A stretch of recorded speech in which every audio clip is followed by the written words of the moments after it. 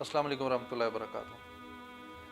انسان کی زندگی ممکن اور ناممکن کے مابین گزر جاتی ہے، لیکن اللہ سبحانہ و تعالیٰ ان کے لیے تو ناممکن کوئی چیز ہے ہی نہیں، ان کے لیے تو ایک لفظ کن ہے، اور جو اللہ تعالیٰ ارادہ فرماتے ہیں وہ فیکون، وہ جو ہو جاتی ہے۔ اس پہ میں آج امام احمد بن حنبل کی زندگی کا ایک واقعہ پڑھ رہا تھا۔ تو امام احمد بن حنبل اپنے وقت کے بڑے ائمہ میں ان کا شمار ہوتا ہے، کہ جن کی مرتب کی گئی حدیث کی کتاب ہے مسند احمد۔ وہ ایک دفعہ کسی سفر پہ جا رہے تھے، اور سفر ان کا تھا شام کی طرف، جسے ہم سیریا بھی کہتے ہیں۔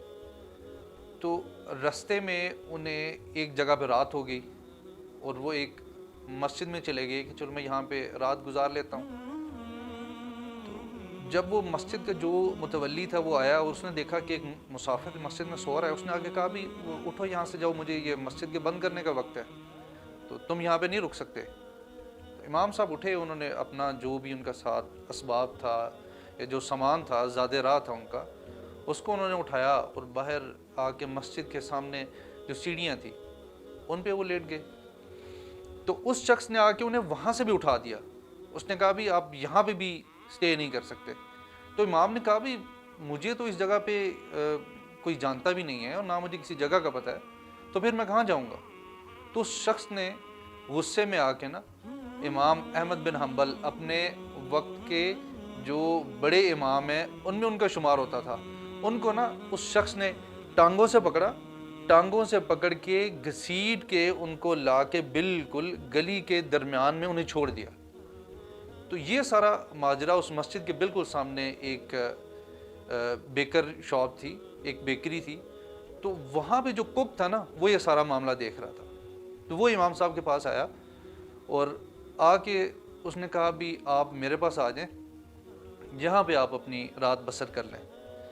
تو امام صاحب آئے اور آ کے بیٹھ گئے، اور انہوں نے دیکھا کہ وہ بندہ اب اس کو ساری رات کام کرنا تھا، اور وہ کام کر رہا ہے، اور وہ جو اپنی بیکری آئٹمز وہ بنا رہا ہے، اس میں بناتے ہوئے جب بھی وہ ایک چیز کا یا بیکری کی کوئی چیز بناتے ہوئے اس کا ایک پیڑا بناتا ہے، پیڑا بنا کے جب اس کو آگ پہ رکھتا ہے نا، تو ہر دفعہ رکھنے پہ وہ ایک تسبیح کر رہا ہے، سبحان اللہ الحمدللہ لا الہ الا اللہ اللہ اکبر، سبحان اللہ الحمدللہ لا الہ الا اللہ اللہ اکبر۔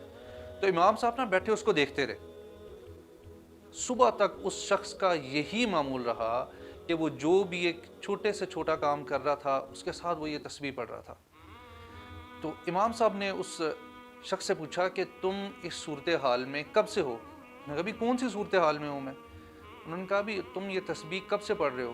اس نے کہا بھی میری تو زندگی گزر گئی اور میں یہ تسبیح پڑھ رہا ہوں اس طرح۔ انہوں نے پوچھا کہ اس تسبیح پڑھنے کا تمہیں کوئی فائدہ حاصل ہوا، یا اس تسبیح سے تمہیں کیا حاصل ہوا، اللہ تعالیٰ کی طرف سے تمہارے پہ کیا اکرام ہوا؟ اس نے کہا بھی میں نے آج تک کوئی ایسی دعا نہیں ہے جو میں نے مانگی ہو اور اللہ تعالیٰ نے وہ دعا نہ سنی ہو۔ تو امام صاحب نے نا الفاظ ریپیٹ کیے، کیا کوئی ایسی دعا نہیں ہے کہ جو تم نے مانگی ہو اور اللہ تعالیٰ نے اس کو ایکسیپٹ نہ کیا ہو؟ اس نے کہا ہاں ایسی کوئی دعا نہیں ہے، لیکن ہاں ایک دعا ہے کہ جو میں نے مانگی ہے اور ابھی تک وہ دعا قبول نہیں ہوئی۔ امام صاحب نے پوچھا وہ کون سی دعا؟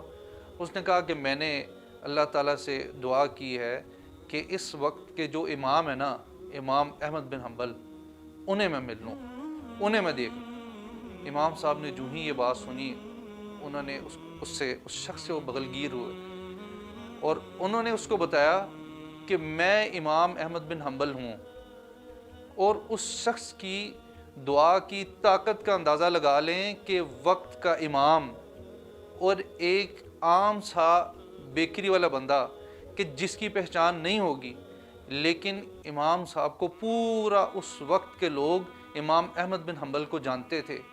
سمپل یہ تسبیح کی، تسبیح کرنے پہ اس نے دعا کی، اور اللہ تعالیٰ نے اس وقت کے امام کو ٹانگوں سے گھسیٹ کے اس کی بیکری کے سامنے لا کھڑا کیا۔ تو اس سے حاصل کیا ہے؟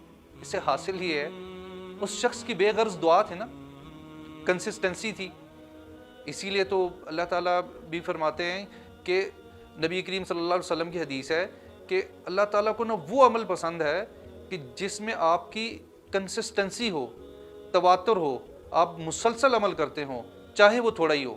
وہ شخص، یہ تھوڑا سا عمل تھا، یہ تسبیح تھی، وہ ایک تواتر کے ساتھ وہ یہ پڑھ رہا تھا، اور اس تسبیح کے پڑھنے پہ اللہ تعالیٰ نے اس وقت کے امام کو لا اس کی بیکری کے سامنے بٹھایا۔ آج اب دیکھیں کہ ہم جب کوئی ہمیں تکلیف پہنچتی ہے نا تو اللہ تعالیٰ کہتے ہیں کہ فضو دعائن عریض، کہ انسان نا بڑی لمبی چوڑی دعائیں کرنے والا بن جاتا ہے، اور جو ہی وہ تکلیف ٹلتی ہے تو وہ بھول جاتا ہے۔ کسی بھی چیز میں نا کنسسٹنسی ضروری ہے۔ اچھا وقت ہے، برا وقت ہے، آپ جو عمل کر رہے ہیں اس کو آپ لے کے چلیں۔